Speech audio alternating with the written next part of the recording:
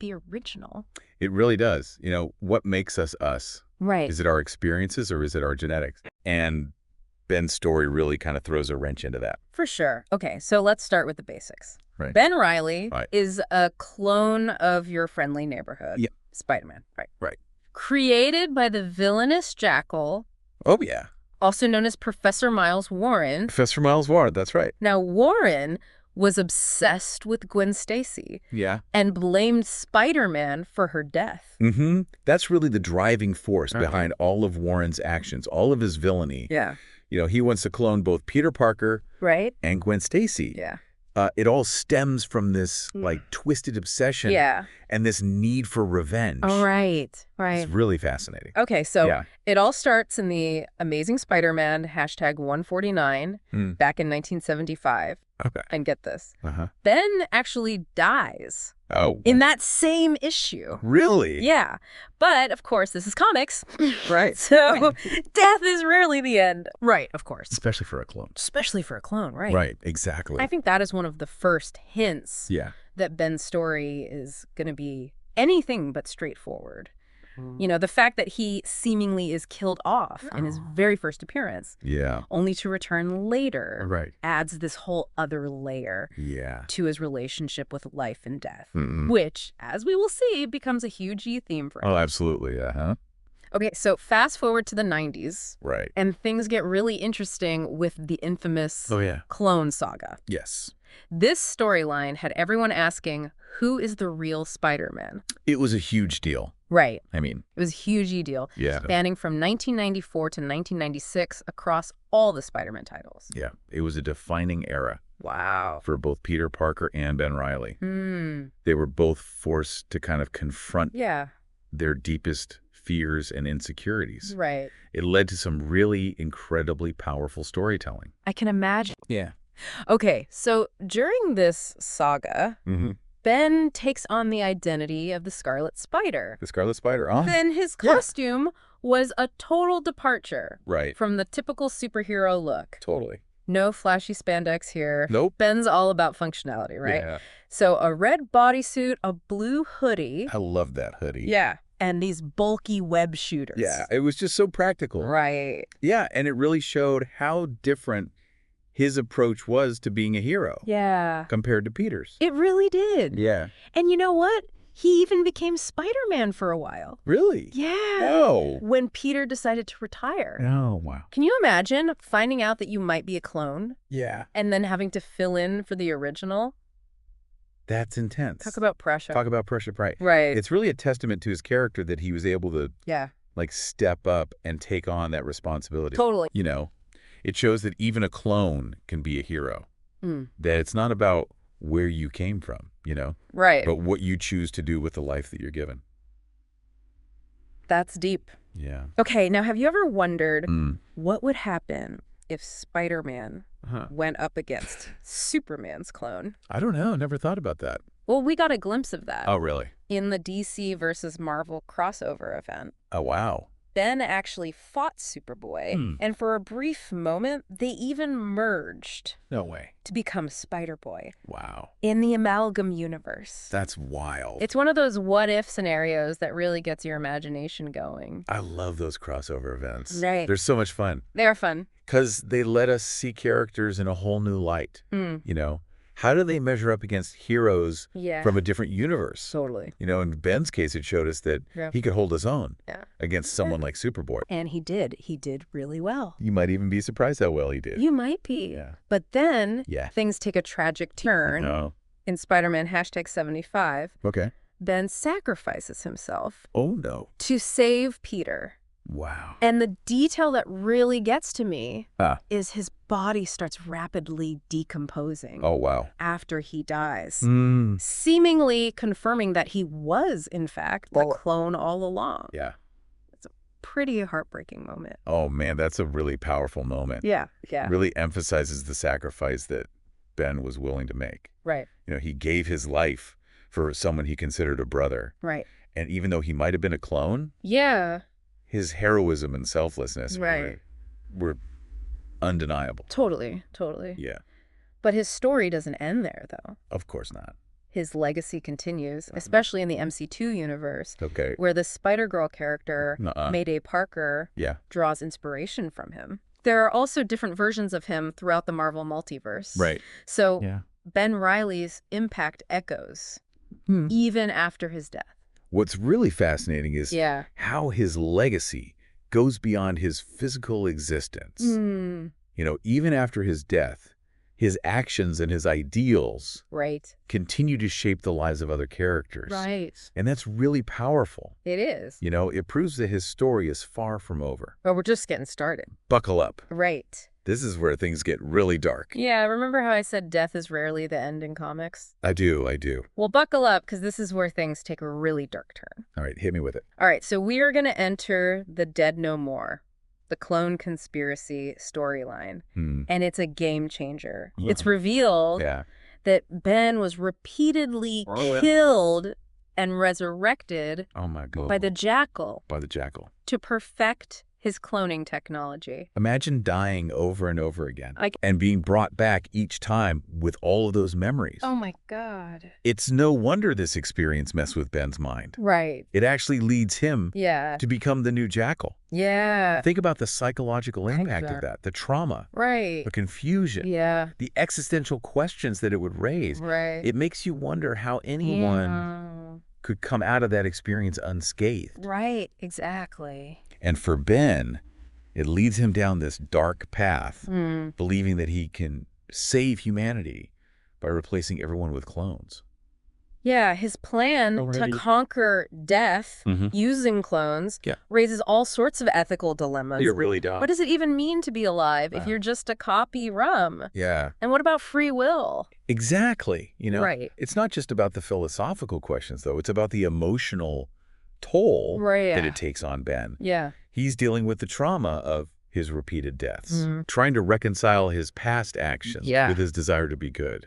Right. It's heartbreaking. It's really hard not to feel for him, even when he's making these terrible choices. Absolutely. And that's a credit to the writers for creating such a nuanced, relatable character. Right. Even when he's essentially the villain of the story. Exactly. But even as the Jackal, there's still a flicker of good in Ben, right? Right. He eventually returns to the Scarlet Spider identity and tries to make things right. It's a long road to redemption. It is a long road. You know, his journey back towards being a hero is really something. He even has these haunting encounters. Really? With Death herself. Death herself? You know, the Grim Reaper. Whoa. And she drops some serious truth bombs on him. I bet. You know, she tells him that all those resurrections have corrupted his soul. Wow. And that one more rebirth could shatter him completely. Yeah, it's really heavy stuff. That's intense. Yeah.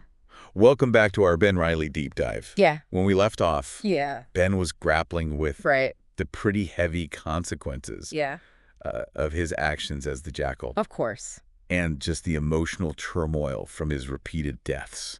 It's a lot. Yeah, things took a really dark turn there for a while. Right. You know? It's wild. It's hard to believe he went from, like, wanting to be this hero to trying to, like, save everyone by replacing them with clones. I know. His plan backfired pretty spectacularly. Oh, absolutely. Wouldn't you say? The outbreak of the carrion virus was like a huge turning point for Ben. Yeah. You know, he's really forced to confront the fact that even with good intentions, things can go horribly wrong. Right. Like, no matter how smart you are or how much you think you're doing good, things can still go south really fast. It's a powerful reminder that even the most brilliant minds can be blinded by their own ambition. Totally. So what happens to Ben after this whole clone conspiracy blows up in his face? He tries to disappear. Oh, really? Yeah, he ends up in Las Vegas, going by the name Peter. Oh, wow. Working in a casino. Okay. Trying to bury his past. Right, right. But as you can imagine, yeah, it's not that easy to outrun who you are. No, I imagine not. Especially when you've died and come back to life 27 times. 27 times? 27 times. Wow. That's going to leave some pretty serious emotional scars. You're telling me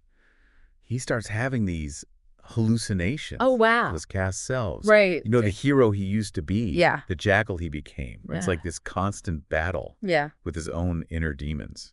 So is this where he gives up on being a hero completely? Not quite. Okay. He reclaims the Scarlet Spider identity. Okay. But there's a noticeable shift in his approach. Okay. He's more ruthless now, his methods are harsher, and you can just really sense the anger kind of simmering beneath the surface. Right. Well, I guess all that trauma has to come out somehow, right? Exactly. He even starts using a gun at one point. Oh, wow, really? Yeah. Which is pretty shocking, Yeah, considering how strongly he used to believe in non-lethal force. That's a far cry from the Ben Reilly we saw during the Clone Saga. Right. Like, it really shows how deeply those repeated deaths affected him. It really does. It makes you wonder, how much can one person take before they break? That's the question at the heart of Ben's story, isn't it? It really is, yeah. But even in this really dark period, there are these glimpses of the hero he once was. Right. He becomes determined to save Abigail Mercury. Abigail Mercury. Yeah, the casino owner's daughter, who is terminally ill. Okay. So even when he's struggling with his own demons, he still has this drive to help others. It's got to count for something, right? It definitely shows that he hasn't completely lost his compassion. And this act of kindness actually leads to a pretty pivotal moment in his journey. Okay. He has an encounter with death herself. Hold on, death. Like actual... The Grim Reaper? Embodiment of death. That's intense. Yeah, she drops some serious truth bombs on him. I bet. She tells him that all those resurrections have corrupted his soul. Wow. And that one more rebirth could shatter him completely. Oh my God. It's heavy stuff. Wow, what is he? So she gives him a choice. Save Abigail. Okay. Or Cain. Right. Another clone who's been through his own share of struggles. Right. Talk about a no-win situation. Oh my God, that's awful. What a choice to have to make. So who does he choose? In a really selfless act, Ben chooses to sacrifice himself. Oh, wow. To save both Abigail and Cain. He chooses death. He does. After everything he went through to avoid it. It's a really powerful moment of redemption. Yeah. He recognizes the damage that all those repeated resurrections have done to him. Yeah. And he's willing to face oblivion. Wow. To protect the people he cares about. So this is it. Well. The end of Ben Reilly.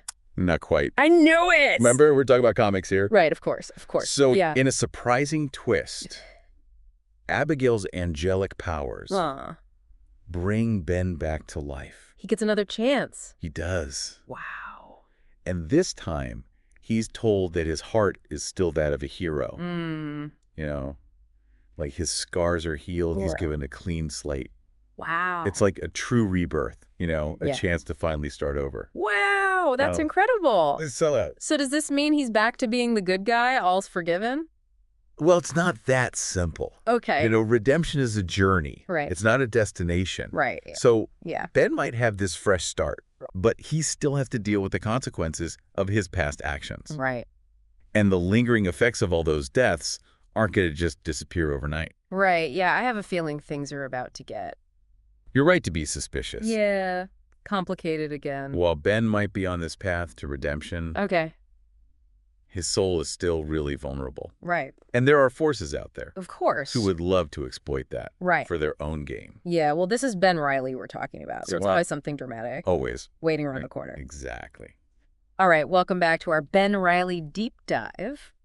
Last we left Ben, he had a clean slate, a second chance at life. Right. It seemed like he was finally on the road to redemption, but knowing Ben's history, I have a feeling things aren't going to stay peaceful for long, right? You got it. His past, it's like it always has a way of catching up with him. It really does. But first we get to see Ben kind of stepping up as a hero again. During the Spider-Geddon event. Spider-Geddon, okay. You remember those inheritors we talked about earlier? Oh, yeah, vaguely. Yeah, those kind of creepy, vampiric beings that feed on people with spider powers across different dimensions. Right. Yeah, they were scary. They're back, and they're causing major trouble for anyone with a spider connection. So, even though Ben's still dealing with, his inner turmoil, he jumps in to help fight them. He does. That says a lot about his character. It really does. He knows these inheritors are a huge threat. And he's willing to put his own problems aside to protect others. Right. He even uses his knowledge of cloning. Oh, wow, really? To try and outsmart them. All that messed up stuff that the jackal put him through. Yeah. He uses it to his advantage. That's kind of poetic, right? It is. Using that trauma to kind of fight against a whole new kind of evil. Exactly. But this event nearly kills him again. Right. Knew it. I was going to say, death just can't seem to keep this guy down. Right. What happens? How does he almost bite the dust this time? Well, he ends up sacrificing himself to defeat one of the most powerful inheritors, Genix. Genix, okay. This guy's basically a mad scientist obsessed with genetics. Right. So he decides to absorb Ben's life force. Okay, but there's a twist. Or it's a twist. Because it's Ben Reilly. Genix gets more than he bargained for. He absorbs all of Ben's life force. Right. But he also takes on the trauma of Ben's 27 deaths. Oh, my God. Imagine all that pain. I can't even imagine. And suffering suddenly flooding into your mind. Right. It drives Genix insane. Wow. Takes him out of the fight for good. So he basically weaponized his own trauma to defeat the bad guy. Talk about turning a weakness into a strength. That is amazing. Yeah. But is he really gone for good this time? You're right to be skeptical. Yeah. About Ben staying dead. Right. He does come back. But this time it's different. Okay. Thanks to Dr. Octopus's meddling. Dr. Octopus, of course. Ben is resurrected in a brand new clone body. And his mind and soul are finally free from the baggage of all those past deaths. So, like, total reset. He's really, truly starting over. He is. Wow, okay, so what does he do with this new lease on life? Well, he goes back to being the Scarlet Spider. Okay. Operating out of Las Vegas. All right. Trying to do some good in the world. Good for him. You know, he even teams up with Conan the Barbarian for a while. No way. Which is just as wild as it sounds. Conan the Barbarian. Okay, we got to do a deep dive on that at some point. We should. But, all right, so back to Ben. He's back to being a hero. Right. But are things really that simple? Well, it wouldn't be a Ben Reilly story without some complications. Right. Right? This is true. This is true. He still has to face the consequences of his actions as the Jackal. Right. He's also trying to figure out who he is now without all that trauma. Right, right. It's like he's finally free from his past, but now he has to figure out who he wants to be in the present. Exactly. Yeah, that's got to be pretty confusing. Yeah, luckily he has Janine. Okay. You know, his former lover, who now goes by the name Hallows Eve. Hallows Eve, okay. Yeah, she's been through a lot with Ben, but she never gives up on him. Wow. You know, she supports him, she challenges him. Right. And she reminds him of the good man that he can be. It's incredible that their relationship can withstand all that I know. Drama, amazing, makes you wonder what's stronger, love, or the burden of past mistakes. That's a question that runs throughout Ben's entire story. It really does. But things get even more complex when the Beyond Corporation enters the picture. The Beyond Corporation, what's that? So they bought the rights to the Spider-Man name. Hold on, they bought the rights to Spider-Man. And everything that comes with it. What does that even mean? It means they basically own the intellectual property. Hmm. They can control who gets to be Spider-Man. What he wears, even what kind of stories he's in. So they basically control Spider-Man. They do. Okay. And they set their sights on Ben. They want Ben to be Spider-Man. They do. You'd think they'd go with the original Peter Parker. Well, they do approach Peter first, Okay. but he turns them down. Okay. He's not interested in being a corporate-sponsored hero. Good for him. But Ben is more vulnerable. Right. He's looking for redemption. Right. For a chance to prove himself. Of course. So he accepts their offer. It sounds like a dream come true, right? Yeah. Getting to be Spider-Man again, but this time with, you know, a powerful corporation backing him up. Right. But knowing Ben's luck, I bet there's a catch. You're right to be suspicious. Beyond's motivations are anything but pure. Okay. They start manipulating Ben, messing with his memories, trying to control every aspect of his life. Oh, wow. They even try to turn him against Peter. It's like they're trying to erase the real Ben Reilly. And replace him with their own kind of corporate-approved version. Exactly. That's messed up. It is. And tragically, it works. Wow. Ben's sense of self starts to unravel. Yeah. He loses sight of everything Uncle Ben taught him about responsibility. Yeah. And he becomes obsessed with reclaiming the parts of his identity that he feels Peter has stolen. So instead of finding redemption as Spider-Man, he ends up going down an even darker path. He does. All that manipulation, that emotional trauma, transforms him into this new villain. Chasm. Okay, as his chasm, he lashes out at Peter. Oh, wow. And everyone he cares about. That's heartbreaking. Like, after everything he went through, all those attempts at redemption. I know. He ends up a villain again. It makes you wonder, can someone ever truly escape their past? That's the question that kind of hangs over Ben's entire story, isn't it? It really does, yeah. But even in his darkest moments, there's this glimmer of hope. Okay. You know, Janine, his friends, even some of his enemies refuse to give up on him. They believe that deep down, the real Ben Reilly is still there, fighting to break free. So maybe, just maybe, there's still a chance for him to find that redemption, to break free from that cycle of trauma, and, you know, become the hero that he was kind of always meant to be. Exactly. I think that's the beauty of Ben Reilly's story. You know, even with all the darkness and the tragedy, there's always that spark of hope. It's inspiring in a way. It is. It reminds us that even when we make mistakes, even when we fall, we can come back from it. We can always try and make things right. And that is Ben Reilly's story. In a nutshell. So there you have it, folks. That is our Ben Reilly deep dive. Thanks for sticking with us. Yeah, we hope you enjoyed this journey with us into the often tragic world of Ben Reilly. We hope you gained a deeper understanding of his motivations, his struggles. Right, all the cloning, the deaths. His enduring legacy. Yeah. Until next time. Keep exploring. Keep asking questions. Keep diving deep. Bye, everybody.